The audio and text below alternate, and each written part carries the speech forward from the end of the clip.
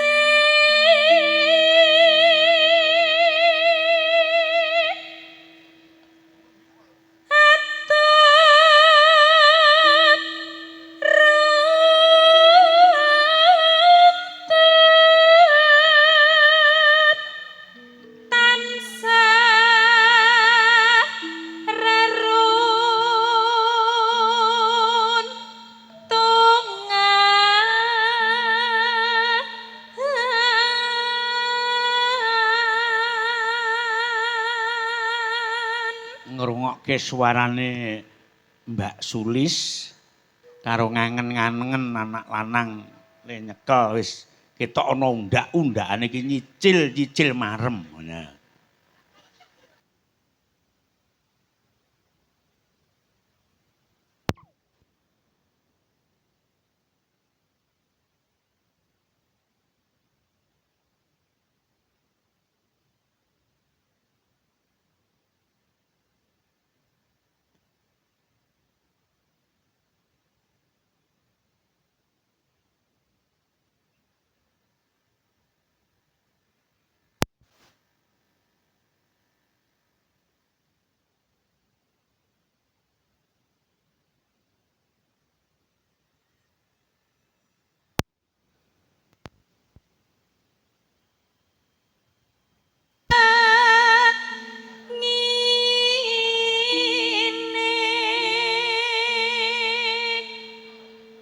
Terus Datan kinggang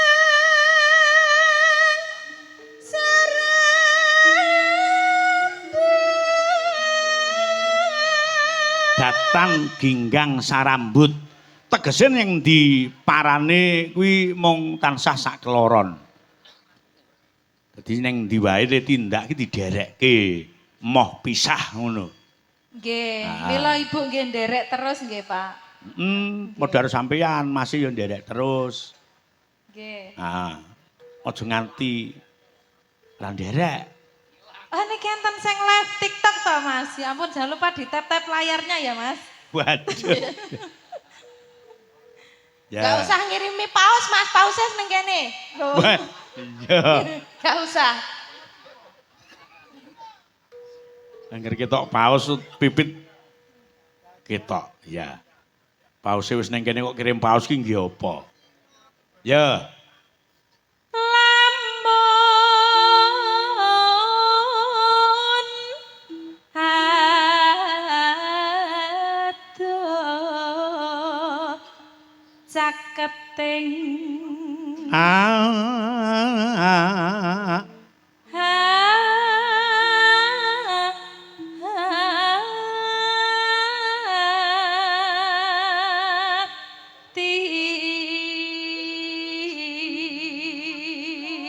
Bagus. Iki go diaturake Mas Eko Waloyo bagule kayu ing Srikaton nggo Mas Bibit Padangan uga dolaranang Mas Mulyani sing sangka Manggis Ngancar Kediri sak rombongan yo kepareng rawuh. Bapak Surani ya. Bapak Girin. Wah iya aku lagu wajib Pak Kaji Lombok. nganti iya. Ayam goreng. Bapak Tato ayam goreng. Lor Stadion Blitar.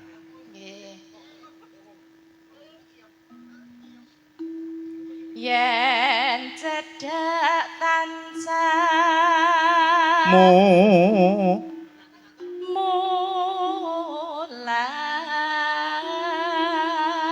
ugi tembang menika katur penggemar Sekar Gadung Mas Alek saking Kediri ya rawuh ya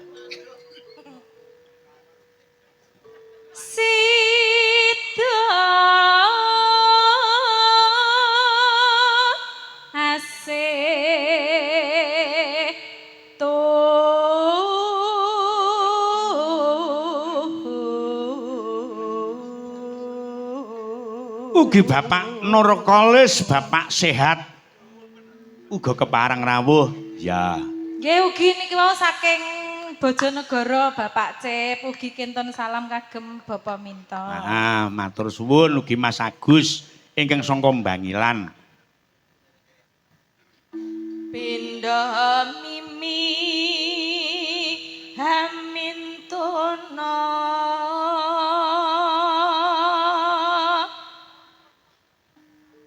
ayo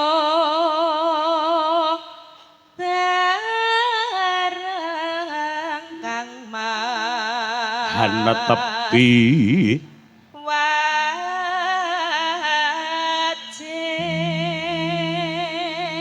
bagus sida asep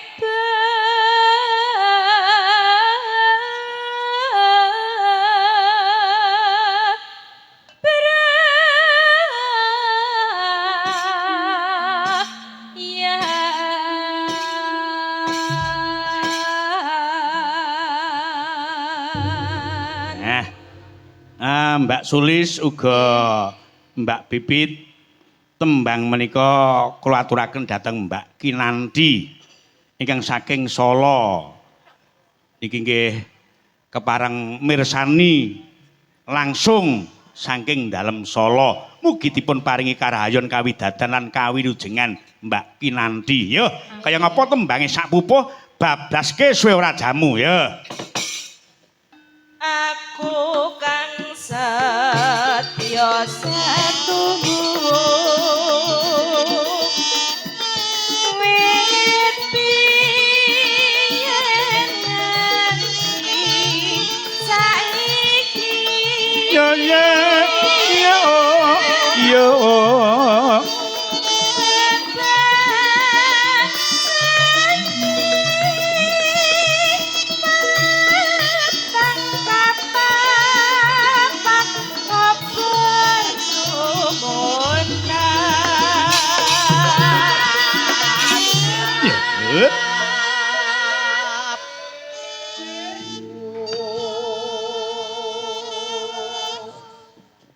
Andika pangayomanku